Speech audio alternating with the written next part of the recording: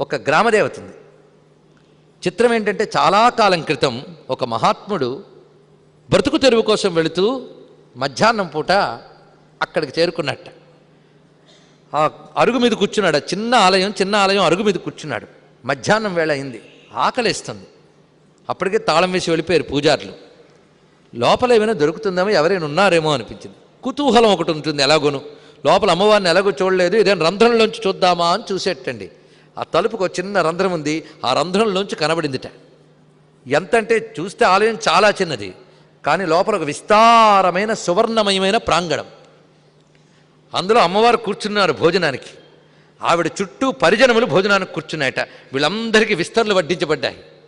అది కూడా కనకరంభాపలాస పత్రములుట, అంటే బంగారు పరిటాకులు, బంగారపు మోదుగాకులు ఇలా ఉన్నటువంటి పత్రముల్లో వివిధములైన భక్ష్యభోజ్యములు వడ్డించబడి ఉన్నాయి. అమ్మవారు